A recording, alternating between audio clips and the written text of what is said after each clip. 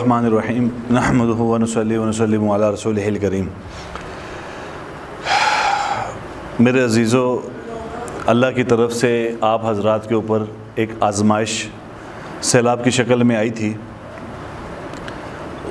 तो ये अल्लाह की तरफ से एक आज़माइश है और अल्लाह जल्ल शानु का एक असूल और कानून ये है कि जो बंदे उसकी आज़माइश के ऊपर पूरा उतरते हैं तो अल्लाह जल्ल शानु उसको दुनिया में भी कामयाब फरमा देते हैं और आखिरत में भी।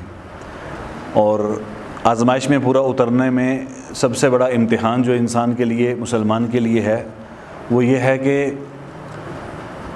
आदमी अल्लाह की ज़ात के ऊपर कभी कोई शिकवा ना करे, अल्लाह पर शिकवा ना करें। ठीक है जी।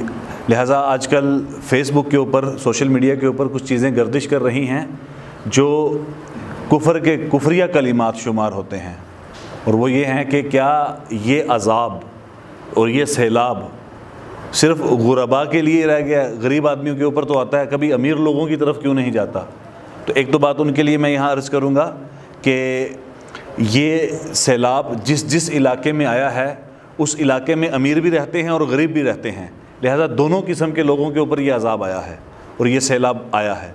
तो ये आसमानी आफ़ात और ज़मीनी आफ़ात, ज़हरल फ़सादु फ़िल बर्रि वल बहरि बिमा कसबत ऐदीन नास, ये अल्लाह ने फरमाया कि ज़मीन में खुश्की और तरी के अंदर जितना भी फ़साद बर्पा होता है और जितना भी इस तरी और खुश्की के अंदर अल्लाह की तरफ से अज़ाब बर्पा होता है, ये लोगों के हाथ की कमाई है, लोगों के आमाल का नतीजा है। लिहाजा यहाँ दो बातें अर्ज़ करनी हैं। एक ये कि इस आज़माइश में हम पूरा उतरें, अल्लाह की ज़ात पर कोई शिकवा ना करें। ए अल्लाह, अगर तू हमारे से इस हाल में राज़ी है तो हम भी तुझसे, मेरा मकान गिर गया, मेरी फसल तबाह हो गई, मेरे जानवर मर गए और मेरे गांव का इतना नुकसान हो गया, हमें तू राज़ी चाहिए। अगर तू राज़ी है तो हम भी क्या हैं? अल्लाह तुझसे राज़ी हैं। नंबर दो, इस हालत में ये जो एक ज़मीनी और आसमानी आफ़ात नाजिल होती हैं, इस हालत में हमारा रुजू इल्लाह बढ़ना चाहिए, अल्लाह की तरफ रुजू वो ज़्यादा बढ़ना चाहिए, ज़्यादा होना चाहिए।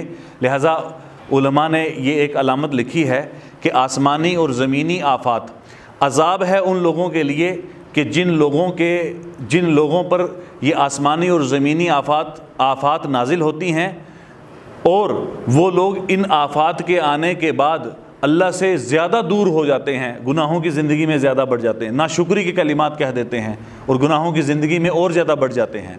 और यही आसमानी और ज़मीनी आफ़ात ये आज़माइश और गुनाहों का सिफाया और अल्लाह की तरफ से एक रहमत का ज़रिया है उन लोगों के लिए कि जिस आफ़त के आने के बाद उस इलाके के लोगों का रुजू अल्लाह की तरफ और बढ़ गया हो।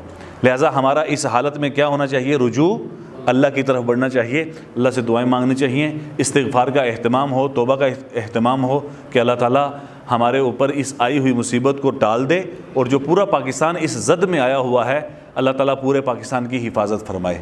आप लोग भी मेरे समेत इनफरादी और इज्तिमाई तौबा करें कि अल्लाह हमें माफ़ फरमा दे, हमारे गुनाहों की वजह से ये हमारी फसलें तबाह हो गई और हमारे जानवर मर गए और हमारे मकानात गिर गए, आज मईशत का बुरा हाल है।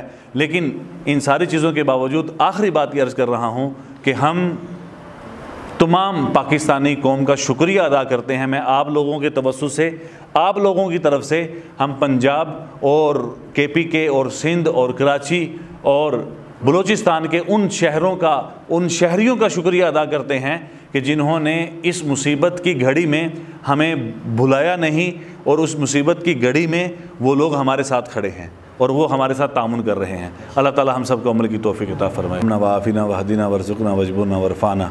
अल्लाह इस इलाके पर अपनी ख़ास रहमत नाजिल फरमा। अल्लाह आज़माइशों से बचा, हम आज़माइश के काबिल नहीं हैं अल्लाह, हम आज़माइश के काबिल नहीं हैं, हम आपसे आफ़ियत मांगते हैं अल्लाह। ये ज़मीनी आफ़ात और आसमानी आफ़ात अल्लाह हमें इनसे बचा, तो हमें आफ़ियत वाली ज़िंदगी नसीब फरमा अल्लाह। ये इस आए हुए अज़ाब को टाल दे।